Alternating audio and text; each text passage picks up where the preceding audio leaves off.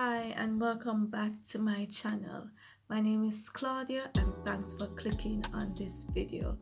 Today we're going to talk about the real cost of owning a house in Jamaica. So stay tuned. You will see me looking down from time to time because I made notes and I do not want to go off on a tangent. I want to be as clear and concise as possible.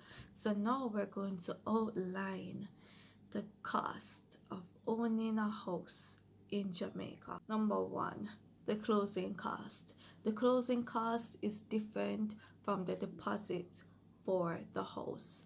Now, closing costs include things such as attorney fees, surveyor's ID report, valuation report, transfer fee, mortgage registration. You will need to pay for all of these things before you have fully purchased the home or before you get a mortgage. So keep this in mind. Some mortgage lenders are flexible and they will give you different financing options. They might tie in the closing costs with the mortgage, but don't take my word for it.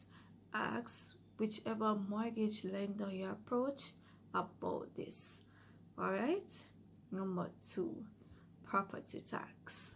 As long as you own land in Jamaica, you are required to pay property taxes. So this is what property taxes are collected for. They're collected for the maintenance and expansion of street lighting, the collection and disposal of solid waste, community infrastructure, and civil improvements, administration of local authorities, that is your local government, aka parish council, aka municipal corporation, repairs to the fire stations, and rehabilitation of local or farm roads, also known as parochial roads. I have an axe to grind because you get charged property taxes and you don't have adequate streetlights, you don't have proper roads. The fire stations sometimes they're just in a awful state and the community infrastructure is not up to standard or doesn't exist in some communities, especially rural areas. So that's my axe to grind, but nevertheless, Caesar says you have to pay your property taxes. So this is how property taxes are calculated. Properties with an unimproved value of up to $100,000 will be charged a flat rate of 1,000 Jamaican dollars. Properties with values exceeding $100,000 up to $1 million will attract an additional 1.5% for every additional dollar above $100,000. Properties with values exceeding $1 million will attract an additional 2% for every additional dollar.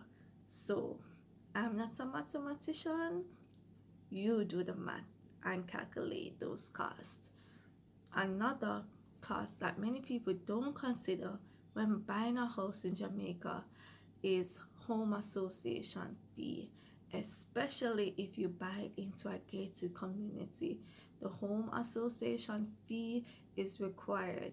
That helps to maintain the amenities that are located in the gated community. It helps with the upkeep of the gated community as well. So when you're buying a house, think mortgage and property tax and homeowners association fee if you're buying into a gated community. Here is a big one, right? So when you buy a house, you have your closing cost, you have your mortgage, you have your property taxes, your homeowners association fees if you buy into a gated community. But you also have to maintain the house and do repairs to the house as needed and as required. Hello, Jamaicans love big houses, but big houses require a lot of maintenance, especially if they are older homes, right? So you have to think about things like paint, repairs, fixing leaks, roofing, electrical repairs, plumbing, fixing appliances, gardening, lawn maintenance, how much you're going to pay. Are you going to maintain your lawn every week? Even if you don't pay somebody to maintain your lawn and you do it yourself, you have to go put gas in the lawnmower. It takes time, you know. It costs money because you're going to buy your plants, you're going to buy your tools. Listen, maintenance and repairs on homes, it can add up. Imagine too if you have to change fixtures, and if you're somebody that likes more luxurious fixtures, you know that's gonna cost a pretty penny. So when you're buying a house, remember that you also are responsible for maintaining it and for fixing the repairs, you know, when they come about. For example, the house next door, they had a broken underground pipe, and that cost them about $300,000. $300,000, you know, that they have to pay to National Water Commission because there was a broken pipe and they didn't address it in time. So the cost kept adding up and adding up and adding up, and now you have that big rotted bill to pay. So owning a home is no joke. So newer homes are brand new homes, freshly built. You're the first one to live in it. The maintenance costs for those homes are supposed to be less than older homes, and that's why the valuation report is so important as well when you're purchasing the home, because you need to know how much the home is valued, and in the valuation report it would tell you, you know, what repairs needs to be done or red flags to look out for as well. So you know these things add up. I can't emphasize how much that maintenance and repairs can add up, especially if you're not taking care of your home. Here's another cost that many persons don't consider, and that is pest control. No, I don't know what it is, but no matter uptown, downtown, round town, it's like every home I go into in Jamaica, it's like there's an ants problem. I don't know if it's a remnant of slavery or what, but it's like every home there are ants there. So you have to pay pest control for that. And of course, another thing were like, oh, chichi, termites. I hate them, especially if you have quality furniture and those little things can just eat up your furniture and just, I really hate them. And it costs a lot of money to exterminate them. So that cost rounds up as well. You know, if you have rodents, if you have a rodent problem, that's gonna cost money to get rid of them. If you have like roaches and other flying insects, that is gonna cost you a pretty penny as well. I don't, again, I don't know how much pest control costs, but I'm thinking it's ranging from as low as $30,000 to go all the way up there, depending on the size of your home or the problem that you have. Here's another one: security. Security can get up there when you think of home ownership, right? Security can include things like gates, walls, grills, fences, security cameras, security systems, motion detectors, sensors. All of those things can add up, especially if you're going with like security services such as King Alarm.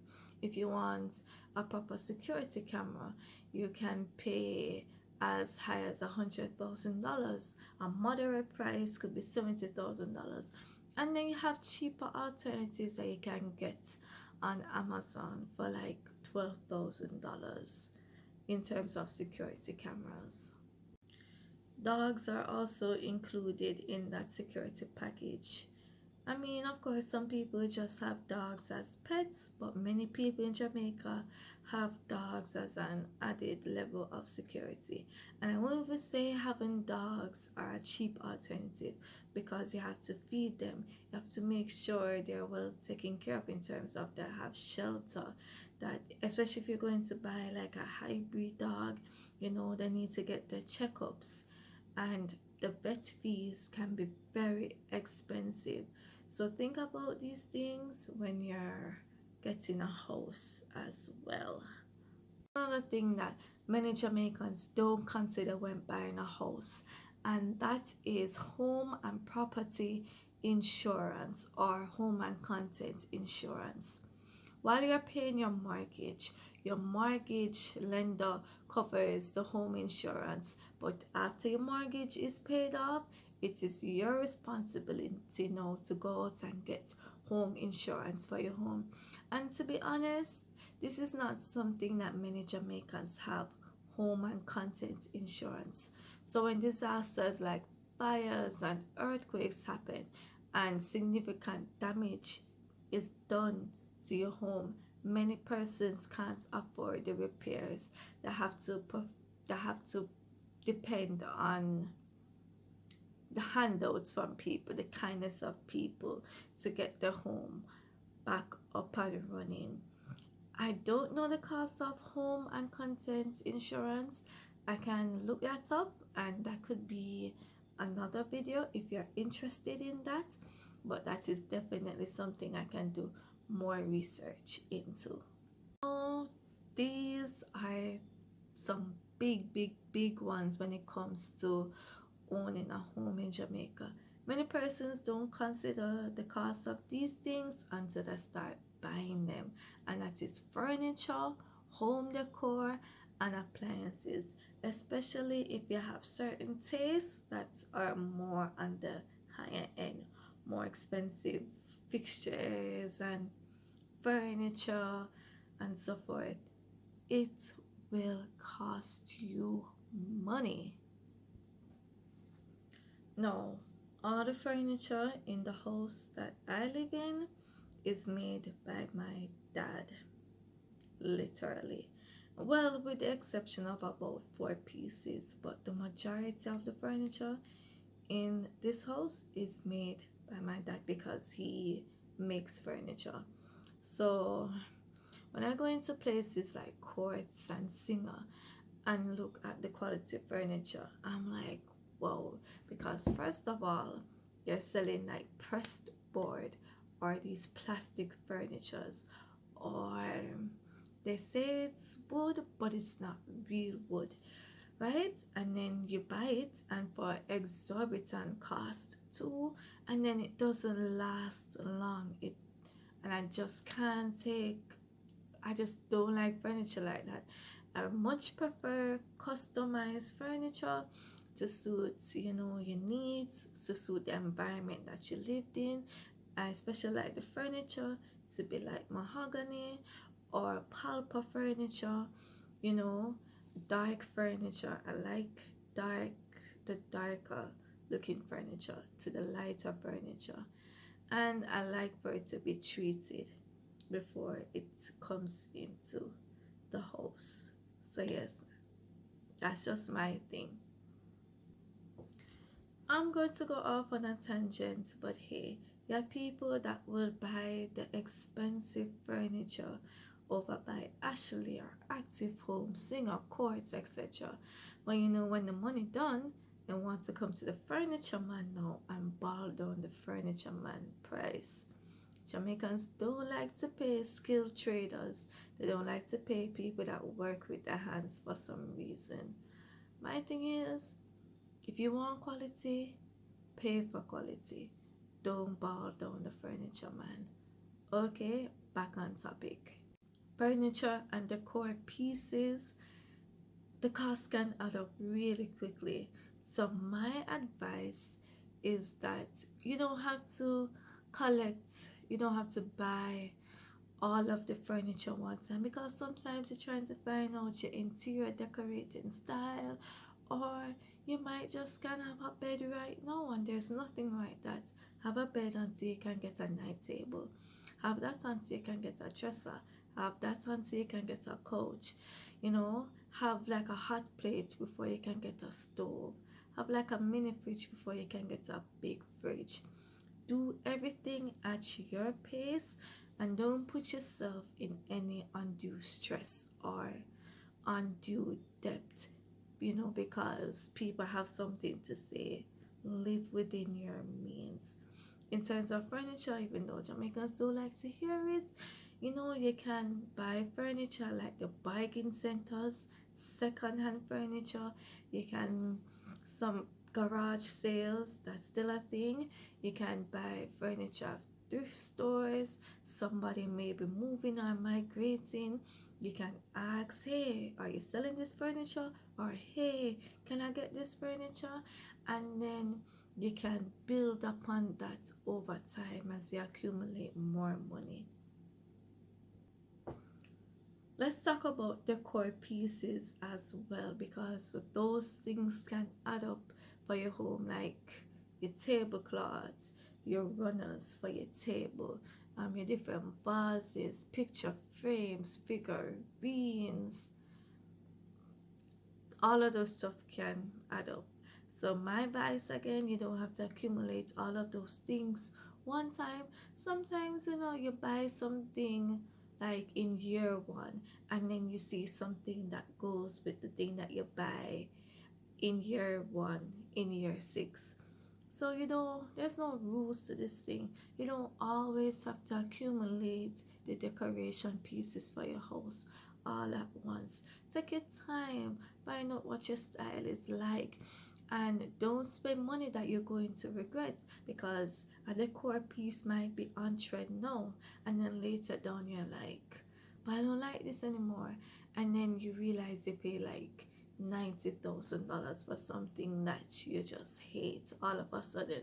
So take your time and find out your style, find out what works for you, hunt for deals, walk up and down if that's your thing, and yeah, but don't buy everything at one time, because the cost will accumulate, believe you me. Here's something that is costing you a lot of money as a homeowner. You're cheap. Let me tell you, it doesn't make sense to cut corners or to pay cheap labor for certain things, especially as it concerns a home. So if you're building a home from scratch, get a proper business plan. If there's something that needs to be repaired, pay a professional. If there's something that you don't have the skill set in, don't DIY it. Pay the professional and get it over with.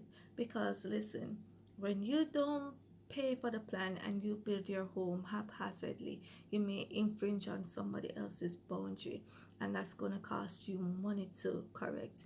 You may build a house in a way that's not safe, and that could cost you your life, and that could cost you money to fix that problem. You DIY it yourself and it doesn't look good because that's not your skill. Don't be cheap. Don't try and cut corners. Just pay for it. Your home will have more value, things will look good, and it will benefit you in the long run. Because your home is not only where you live, it's also an investment. So do yourself a favor and pay for quality, especially if you can afford it. So that is the end of my video. Thanks for watching. Sound off in the comment section below. Do you think there's some other things that I could have mentioned? What do you think about what I've mentioned here today? Again, thanks for watching. The cue card should come up somewhere here so you can see more of my contents, and I will see you in another video. All right, bye.